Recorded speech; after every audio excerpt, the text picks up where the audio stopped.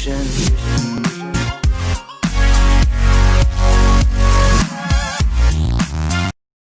Olá, galerinha! Na aula de hoje vamos aprender números decimais. Os números com vírgula aparecem Quando pesamos alguma coisa, quando compramos algum produto e até mesmo quando medimos o nosso tamanho.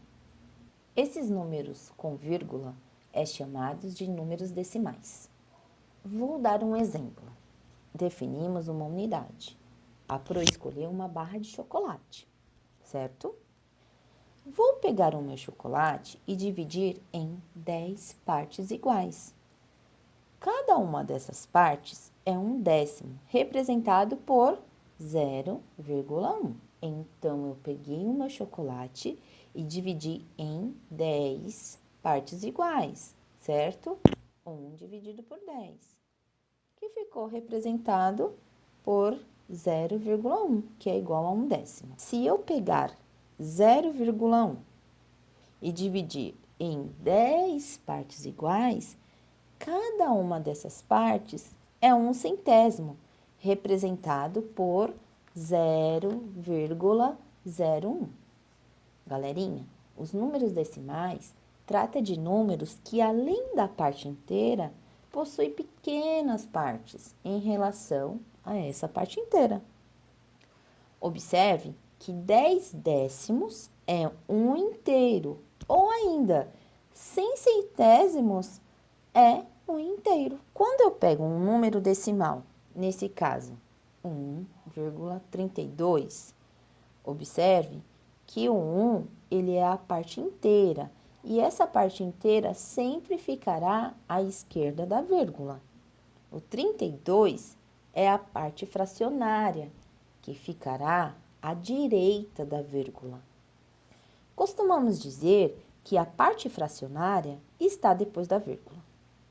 Meus amores, então vejam, existe uma relação entre a notação decimal e a notação fracionária. Vamos ver.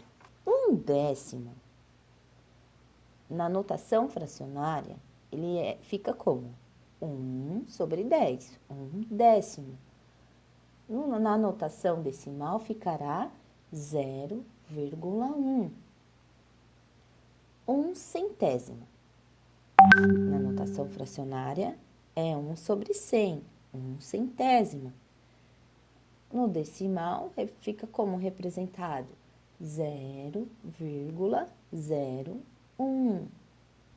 Um milésimo é igual a 1 sobre 1000, um milésimo. Isso na notação fracionária. Na notação decimal ficará 0,001. Vejamos alguns exemplos.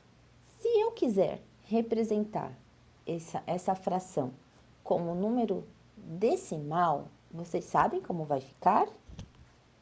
Observem. O denominador, que é o número 10, o 10, ele tem apenas um zero. Como eu tenho apenas um zero no 10, então o meu número terá um dígito depois da vírgula. Vejam, 0,2. O 2 representa um zero que eu tenho no número 10. Olhem outro exemplo, 14 décimos. Eu já sei que o número 10 tem a quantidade de um zero, certo? Portanto, o meu número terá um dígito depois da vírgula, ou um número depois da vírgula. Como ficará? 1,4. No número 305 décimos, como ficaria, professora? Eu já sei que o 10 ele tem apenas um zero. Se eu pegar, então, 305 e dividir por 10, ficará 30,5, porque 10 tem um zero, então depois da vírgula eu preciso apenas colocar um dígito, um número. Então, meus amores, eu pego o meu numerador, que é um número natural, né? No caso, Nesse caso, foi o 305. Coloco uma vírgula de maneira que depois dessa vírgula fique apenas um número, certo? Nesse caso, ficou 30,5. Mas esse processo acontece só quando o meu denominador é o número 10, certo? Quando eu divido por 100, 100 ele tem 2 zeros. Então, por exemplo, 6 centésimos. ele ficará com 2 números depois da vírgula. Vejam a resposta: 0,06. Então, esse 0,6 representa os 2 zeros que nós temos do número 100, certo? Que virá depois da vírgula. 12 centésimos. Eu já sei, que 100 tem 2 zeros. Então, eu preciso colocar 2 zeros depois da vírgula.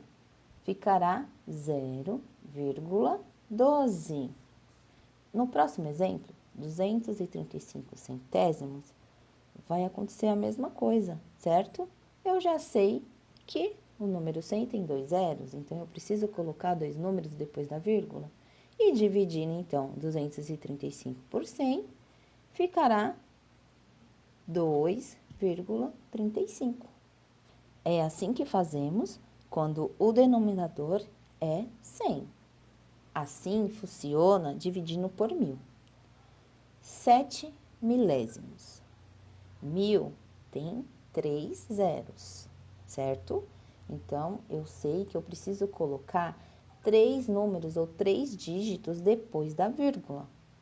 Como fica 7 milésimos ou 7 dividido por 1000? Ficará 0,007. Observem que depois da vírgula nós colocamos 3 dígitos ou 3 números, que é referente aos 3 zeros de 1000. Olhe um outro exemplo. 15 milésimos. Sabendo que eu tenho que colocar 3 números depois da vírgula, ficará 0,015. Um exemplo de 2009 milésimos, como fica? 2,009. Entenderam, meus amores? Então, beleza. Agora vamos ver ao contrário. Vamos ver como fica o número decimal em forma de fração. 0,7. Bom, eu observei que depois da vírgula eu tenho apenas um número. Ah, já sei. Quando eu for reescrever esse número, que é um número decimal em forma de fração, ficará 7 décimos. Observem, galerinha, que eu tenho um número depois da vírgula, certo? Então, eu já sei que o meu denominador é o número 10. E no caso, o numerador é o número 7. Olha esse exemplo, 0,70.